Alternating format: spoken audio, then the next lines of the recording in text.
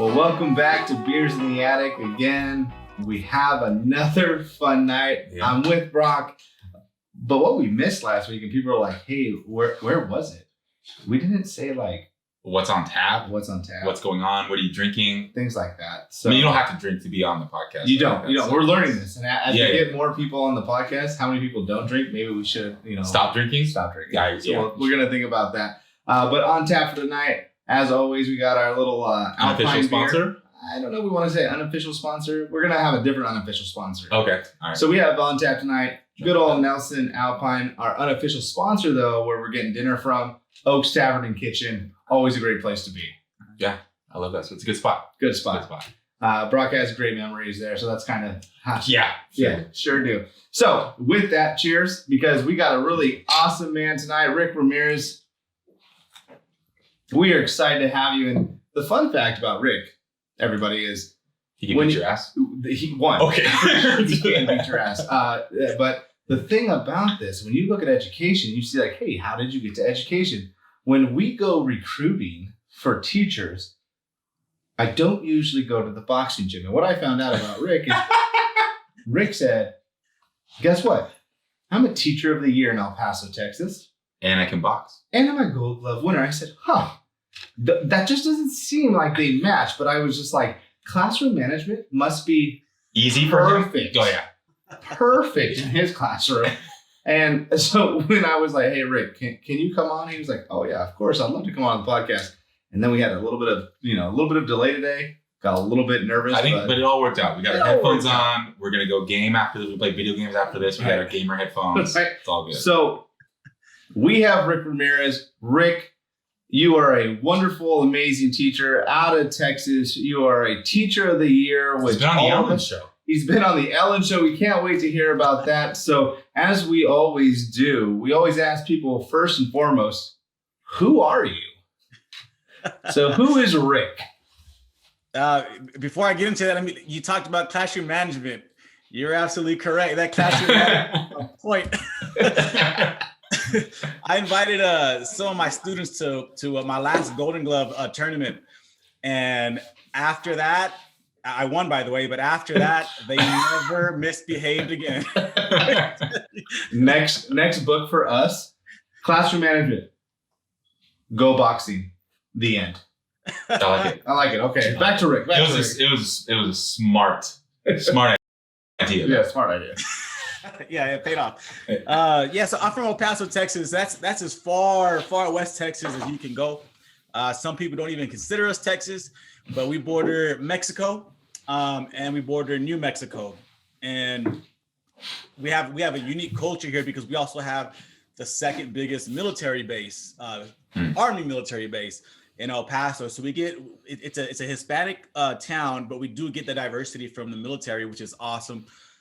Grew up in the projects in a neighborhood in El Paso that has a bad reputation or had a bad reputation. We're changing that slowly. And compared to other places, El Paso is not bad. It's a really safe place to live. But we did have that one neighborhood, like I said, that's where I grew up.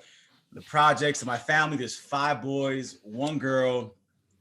We grew up on food stamps and on welfare and on any type of government assistance really that was out. My family, we were on it at some point. Mm-hmm. Father walked out when I was probably about 1st grade. So, statistically speaking, the odds were stacked against me. And when I ask educators all the time, I tell them that there's students like me in your classrooms. Mm-hmm. And when you look at the statistics, where should we be? Right. Yeah. And it sounds extreme, but you can't, facts are facts, right? Stats are stats. So I asked myself, why was I able to beat the odds and become a teacher? And it's because I had really good teachers. I had good teachers, but I also had a few champion teachers. So everywhere I go, I talk about the importance of being a champion. Rita Pearson, rest in peace. Right. Love Miss Rita Pearson. I also had a very strict mom, right? My mom was that lady who, if she got a call from school, which she got plenty, she was at the school that day. And money was tight, so we couldn't afford haircuts. So she would pull by my sideburns at school. That hurts. But in my family, even though I had these champion teachers, right, who didn't give up on me, even I was a pain in the butt sometimes. I still never believed that I was college material, right? In my family, I love the way my mom raised us, and I appreciate everything she did for us. But I can tell you right now, from the time I was a kid to being an adult, there was never one talk about college, right? There was never that, hey, you can do something with your life. There was never that, I believe in you. And the way we grew up, the only way for our family to be successful was to join the military. And that was my mom's rule, was as soon as you hit 18, you're joining the military or you got to leave my house. I was a little stubborn, like I said. So that rule for me was it hit early. I got kicked out of my mom's house my senior year of high school. So I definitely wasn't prepared for college. So I joined the military. I joined the Marine Corps. And there's nothing, I'm not saying anything bad against the military. I loved my experience, right? I loved everything I learned in the military. I love the people I met. I think the military is a really good option for kids like me who are just lost, right? But I sit back and think, man, if I did have those conversations about college when I was growing up, then maybe my path would have gone a little, gone different. Maybe I've gone to college first and then the military and then gone in with rank as an officer and more pay and all that stuff, right? But, everything happens for a reason. So I did the military. When I was in the military, I did two tours, 2 combat deployments. And on my 4th year, I had to make a decision. Am I going to stay in or am I going to get out? And I remember this day clearly. One of my superior officers on the enlisting side, he asked me what was I going to do, was I going to re-enlist or was I going to get out? And I said, you know what, Master Sergeant, I think I'm going to try college out. If the GI Bill is going to pay for it, let me try it out. Right. And yeah, so he said, he looked at me, he started laughing. And I'll never forget this. He knocked on the door. There's no door here, but he knocked on the door hard. And and this is in front of all the other junior Marines, right? And he's just knocking. And I'm like, what does that mean? And he said, in 6 months, you'll be back in the Marine Corps knocking on that door because you're not going to cut it in the civilian world. He said, you're not cut for college. And this is facts, right? My best friends can still attest to this. And I'm thinking, wow, here I am looking for guidance from a superior, right? Or I'm looking for someone to speak life to me. And he's basically telling me that I'm not good enough for college. So again, I'm thinking, well, maybe he's right. But at the same time, I wanted to prove him wrong. So I got out, I came home. While I was in the military, I started boxing as well. So I came home and looked for a college and I looked for a boxing gym. And I found both. And every time I got that, I did community college. So I did the associates and then I did the bachelor's and then I did the master's. And I'm currently going in to school for my doctorates. I sent him an invitation to the graduation every single year just to let him know, hey, those words some way, somehow motivated me. Yeah. Thank you. Right. And then once I was in school, I decided, there's kids who are growing up like I grew up. And I want to make an impact on those kids, right? And I want to let them know, hey, you can do whatever you want to do, right? Don't think that you're not smart enough for route A or route B or path C. Like whatever you want to do, you have the potential to be successful in it, right? You have the capacity to do it. So be careful what you wish for. I graduate college and I get hired at the same high school that I went to. And I taught kids who reminded me of me. And then an AVID program opened up at the middle school. When I was doing my principal internship, and the principal said, hey, you're the ideal AVID coordinator. You're the ideal AVID teacher. Do you want to come teach AVID at my campus? As soon as I read that the program description, I jumped ships immediately. And I feel bad for my former principal because school started the next week. So he wasn't too happy, but he let me go. And then the next thing you know, man, I'm working at the same middle school that I went to as a kid, teaching kids who grew up or who are growing up in the same neighborhood, in the same government housing apartments that I grew up in. And I always show them where I grew up. I always show them a picture of the house, of the apartment I lived in. And they look at me like, Mister, I live there. How'd you make it? I said, I'm glad you asked. I'm going to show you guys next few years. I'm going to show you how I did it. So, next thing you know, I enjoy teaching. I enjoy coaching. People at my campus are crazy enough to nominate me to be teacher of the year. I don't know how, because there's really good teachers at that campus. And I'm that guy who I steal a strategy, right? I Right. steal a classroom management. I'm stealing everything. I just apply it to my classroom. So I ended up becoming teacher of the year for the school district, and that opened up some doors for some speaking engagements. And then the next thing you know, one of my speeches goes semi-viral, and Team Ellen is in my DMs on Facebook, and the rest is history. That's awesome, man. So, I mean, one, what a story. So thank you for sharing. A couple things that really like stood out to us. Brock and I have been exactly where you were, or at least with the language of individuals telling us we can't go to college. We both we're focused around sports and going to sports for college, and went to junior college. And then a couple people there saying, "You're probably not gonna make it. You're probably not gonna make it, right?" And then it was to shift that thinking of like, no, I can do it, and then going in and getting our bachelor's and saying we did it. Like we hit that pinnacle of education. And that was at the time, that was the goal, right? That was the goal. That was the goal. It was, it's I think for both of us, it was, am I going to graduate high school? Boom, did that, right? What's next? I'm gonna play football. Okay, cool. I'm gonna go in the NFL.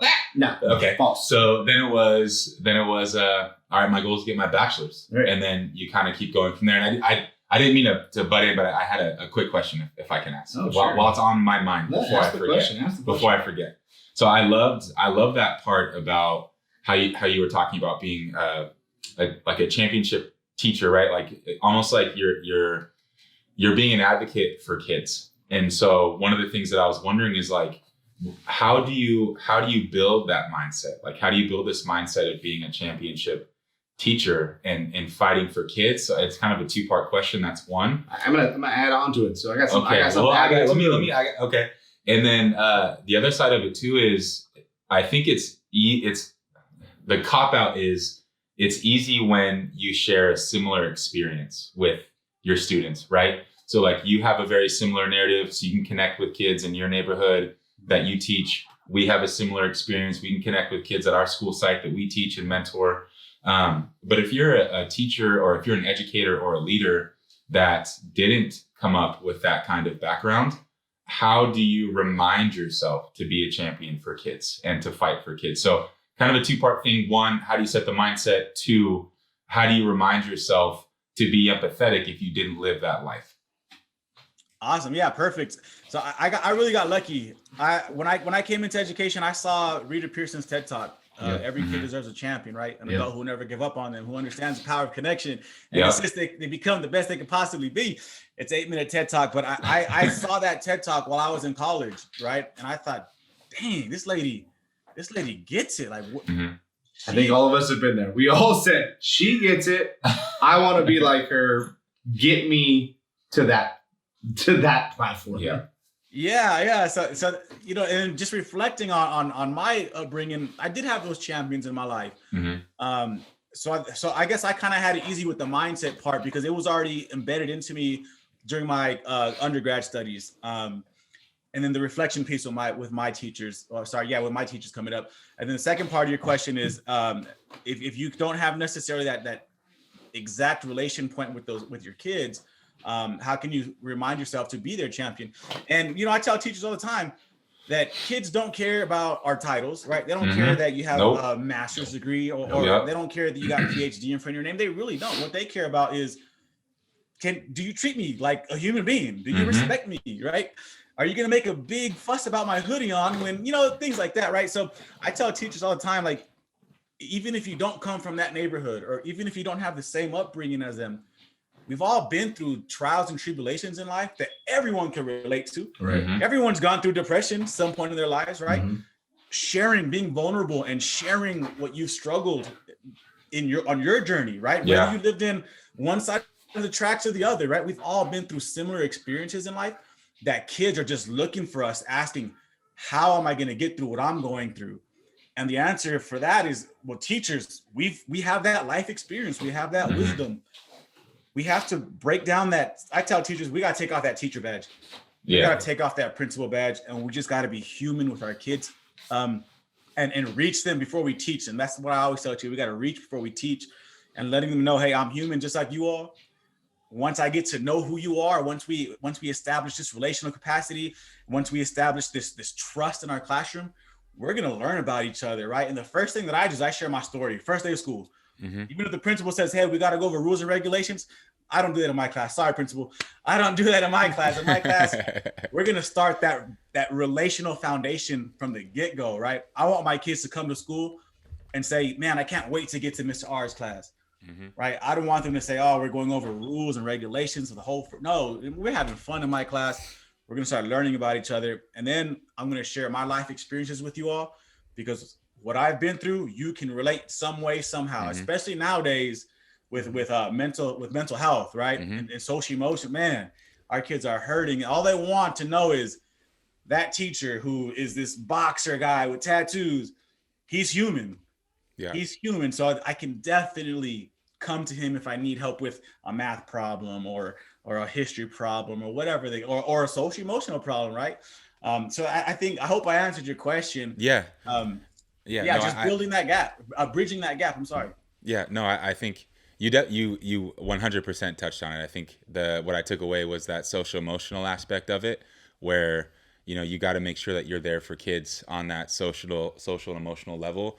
And then I think the other part of it too was like, as you're learning to build that into your classroom, like it takes a lot of courage to put that in your first day. You know what I mean? Like to be, so that's kudos to you, because I think it's so much easier for teachers to go over the syllabus and to go over rules and regulations on the first day, as opposed to being like, you know what, day one, I'm gonna let you know about me. And because it takes a balance between like, I'm not gonna lose who I am as a teacher.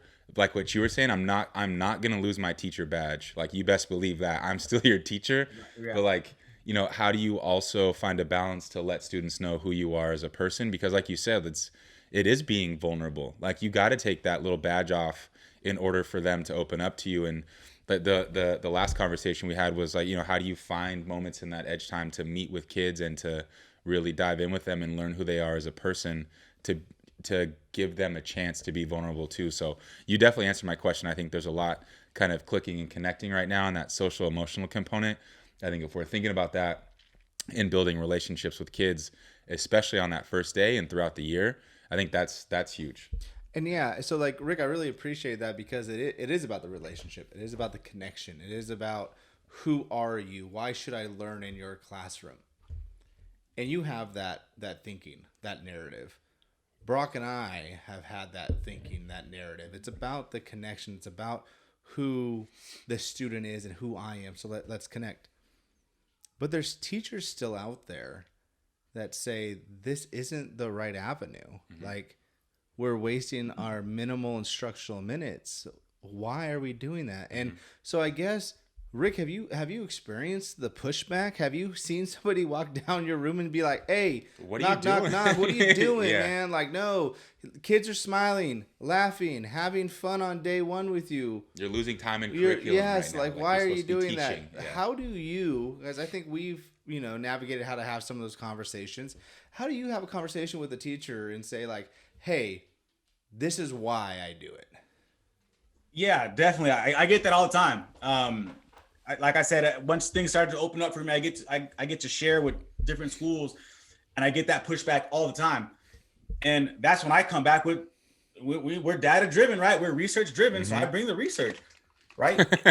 Yeah. I got notes. And when we invest in that relationship first, again, that word, that's a key word, is invest. We're investing into the relationship. The return, oh my gosh, the return is going to be high engagement in the classroom. The return is going to be improved learning outcomes. Yeah. The return is going to be vulnerability and and strong relationships. And James Comer says, no significant learning can occur without a significant relationship. Right. So true. Right. So I get that pushback all the time. But for teachers, I try to make them understand that I invest that first day, or I invest the first 5 minutes of every class, but in return, I'm getting better engagement than the teacher next door who goes straight to content, straight to curriculum, and doesn't invest in that classroom culture or those relationships, but she's going straight to content. Right? Yeah. But half the kids aren't paying attention. And what's crazy is that those kids are saying, that's my math teacher versus that's Mr. R. Right. You know what I mean? It's that there's that connect between that's my content teacher and this is the adult on campus that I'm trusting right now. Like that's Mr. R. That's my math teacher. Right, and no discredit to any teachers. Let us Yeah, make sure no, discredit to any teacher. Right. Because when you went through the program, That's what you're told to do. When you got your little teacher hat from teacher school, they said get in there, get to the content. Yeah. So we are not knocking that. What we're trying to say though, there is some other just opportunities. We're pushing back a little bit. Let's do a little bit of pushback, And as you said, Rick, some of the research. I mean, we love the John Hattie research. We've been looking at it for a while, and it tells us. Student-teacher relationships, we have a 0.4 effect size. Teacher credibility has a 1.09% effect size. Yeah.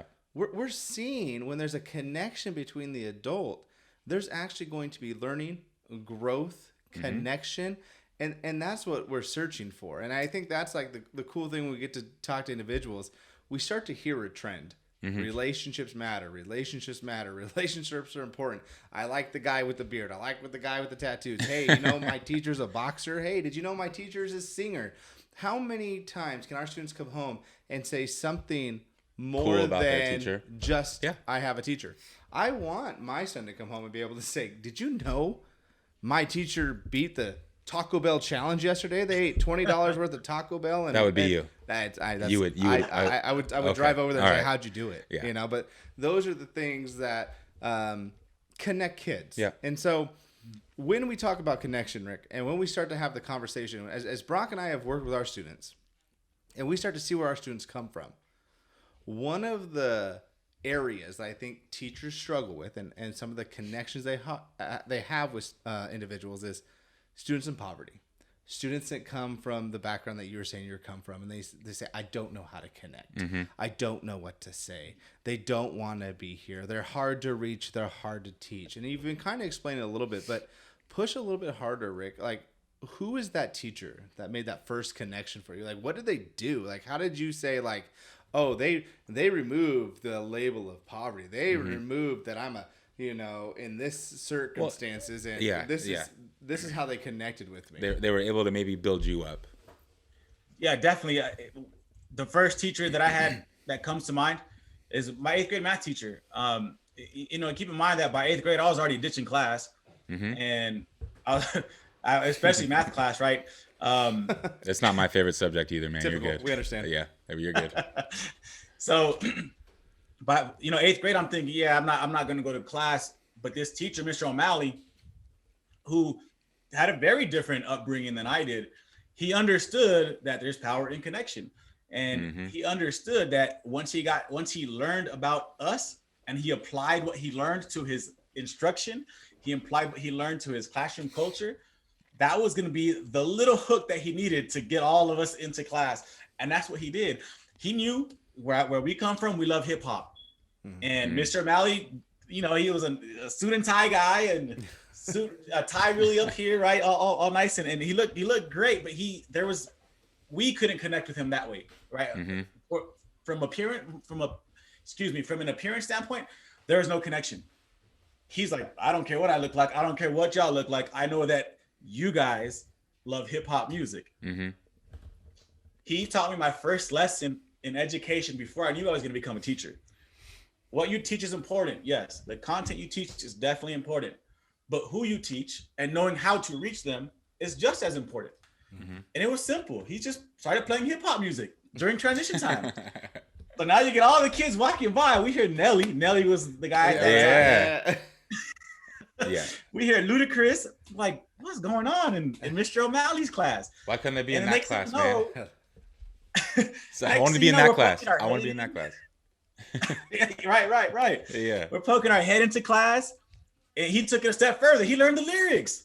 This guy's in there lip syncing. We're like, wow. So the next thing you know is we want to come to his class because we want to hear our music, even though it was just during transition time. He didn't have to do that, right? He didn't have to learn about us, but he did. And the next thing after that, we're coming to his class during lunch. Right. Yep. Just to hang out. Yep. And while he has us there, he's like, hey, what did you misunderstand about M equals, Y equals MX plus B?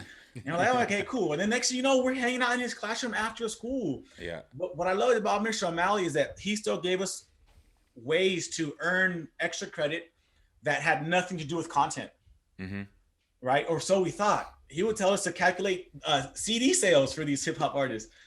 You know, calculate the slope for these CD sales for the first quarter. And for us, it was relevant. It was culturally relevant teaching, right? Before it was a thing. Right. So we're like, man, I'm going to class now at lunch. I'm going to class during class, and I'm going after school, and I'm having fun. All right. Yeah. And he the way I grew up, he wasn't able to relate, but he was able to reach us. Yeah. And I do want to remind you, Broc, though, as you go in there, Nelly and Ludacris might not be as successful, so I don't want you to be like, no, I'm not gonna. Play some Nelly and Ludacris when you. No. If I were to start teaching again, I'm definitely not going to teach Nelly, like, because he's like, oh, what? No, it'd be like the baby or something. There you go. Like that. Yeah, no, I got it, man. I'm still kind of hip.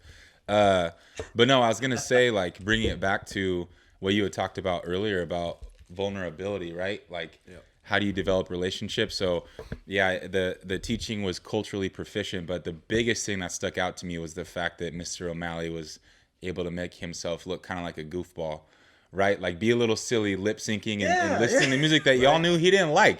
Like, you know, if you have a tie up to your neck and you're in a suit, like, you're not expecting this man to lip sync Nelly and Ludacris. Like, that's being vulnerable. That's being different. And I think that's the biggest piece in this conversation when you talk about connecting to and building relationships with kids is how much of yourself are you going to give them so they're comfortable.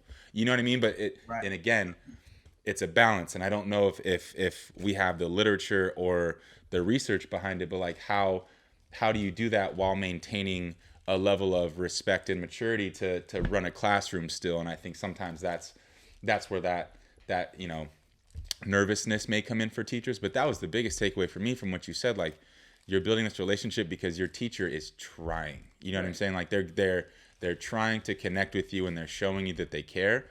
And if I start lip singing like lyrics from Da Baby, I mean, first of all, it would have to be a song that's appropriate. One, but two, I might laugh, but I'm gonna enjoy it. I'm gonna. Oh yeah, no, for sure. Yeah. I'm gonna come to your class. Thank you, I appreciate it. Yeah. But I think it again, it just shows it shows you're trying, it shows you care, it shows you're being vulnerable, and I think that's the biggest takeaway from that, you know. And again, the teachers finding ways to make connections to you and your group, like the group of students that he had. And I think that's exactly where it is, Rick. I mean, you're just repushing the conversation that it's okay to smile, it's okay to laugh. You don't have to build this systematic approach of like, we're going to be strict every single day because I can't let you see that I love my job. Or I'm not going to smile till Christmas because I got to prove to you that I'm your teacher first, right? Yeah. Like, what's crazy is I've been told that. Right. I'm not going to lie. I've been told and taught that prior to going into teaching was like, you know, when you first start from August till November, you got to be hard on the kids. Like you don't look weak. Yeah, you got to make sure you set boundaries and they know who's the boss. I'm like, yo, what is this? Right. Like that. Sorry. Yeah. No, what I mean, Rick, you're right. I mean, 100%, right? Like boundaries. Yeah, I can set boundaries. Well, while still getting to know who I am, right? Like, hey, I'm Mr. R. You can't show them you're the nice guy. Like, well, the nice guy, like, what? I just want them to enjoy coming to school. Like, I want them to my class. Yes, 100%. I showed up so on time and to every class when I knew my teacher. And you liked them. I liked them. Yeah. I respect them. Yeah. I knew just a little bit about them. Like, I kind of like them. If I didn't, I'm not rushing for you. I'm not going to come and be like, hey, I'm going to make it on time to sit down on your rule in these cemetery rows and look straight at you and you're going to lecture to me the whole time. My fear is we keep saying like. You don't have to be necessarily liked either for students to come to your class. It's still a matter of like. I think the definition of like in a concept from teacher to student is I know something about you. I can connect with you. I kind of respect you. Yes. And kind of. I just didn't want to get in trouble with being like, you have to make sure your kids like you. Like, it's not always not every kid is going to like you. Quick clarity statement. Educators, we don't want you to have a bunch of little best friends. Please don't go searching for a little best friends. We want you to have good connections with kids that want to show up and be there. So as you've been in your own role, Rick, and you loved Rita's TED Talk as much as all of us, who else has motivated you to be a strong teacher? Who's that person outside? Maybe it's in the educational world. You talked about your mom already. You talked about some other individuals. Who's that person that really just pushed you and said, like, man, that's a good leader or educator, and as I read or write or talk about that person, they make me excited to still be an educator? Definitely. I'm going to answer that, but Mr. O'Malley real quick. Yeah. The unique thing about him is that, I don't know, 10, 15 years later, I end up teaching in the exact same classroom as Mr. O'Malley, and I have the picture to prove it. Oh, that's dope. What? That's cool, man. What? No, I gotta go deeper on that. Did you play Nelly and Ludacris in his class? No, but but I learned about my students' music, and they really like Old Town Road when it was the popular song. Okay, yeah. Okay. And I played it, and I learned it, and we did a dance. So yeah, That's awesome, man. that's all O'Malley coming back full circle. But someone who inspires me and motivates me. I've met him once at a conference. I'm sure you guys have heard of him, Dr. Eric Thomas, motivational speaker. I mean, he's not everyone's cup of tea because he's really rah and motivational, but that's my style. I'm from the military. Yeah. But yeah, just his story alone and his determination, right, to be a high school dropout, get the GED, and then go all the way up to a PhD, and then coming back to save kids who are growing up in the same type of environment, and then not only that, moving on to impact educators and have this same conversation we're having, really, with his own spin on it, of course. But yeah, Dr. Eric Thomas is, for me, Dr. Eric Thomas is that guy. Okay, and then I have to ask you, just because I have to ask you. Is Ellen as awesome as she seems? Man, yeah, Ellen is the real deal. Ellen is the real deal, and she smells great. What a like that should be like one of those quotes that she's the real deal and smells good, right? Like, yeah. We're sending this back to Ellen. I'm gonna make that shirt for myself. Yes, actually, I'm the real deal and I smell good. I'll wear it. I like it. I know, because you are the real deal, and I smell good. I don't like to smell bad. I'm the big guy. It's not. You don't want to be the big guy that stinks. So, Rick, as we kind of end our time with you today, it's been a really in-depth conversation, and we appreciate the story and kind of who you are and how that formed you as an educator and how that pushes you to make educators to think outside the box and to think about who their students really are and that relationship and that connection, and what you always say, that champion, what Rita said, what you're saying, that champion. My question, my last thing for you is, what's the one thing, the one phrase that every educator should live with from Rick Ramirez? What is that one statement, one phrase that they have to hear daily? The first one is going to be a direct quote from me, which is reach them before you teach them. Right. I love it. The second one is the famous educational quote, or really, I mean, any industry, is that no one cares how much you know until they know how much you care. That's what I live by. Yeah. That's, right there. Two good ones. Hey, to that, I'm going to say cheers to that, because those are two good ones that I like. Hey, I know you had your tea over there, cheers, Rick. Cheers to that. We wanted to say thank you, Rick. I know that you said San Diego's your second home. Can't wait till everything's kind of safe again and you can come back out here. Yeah. We could, Broc said he's going to spar with you. I'm just absolutely gonna watch. Not. I never said that, by the way.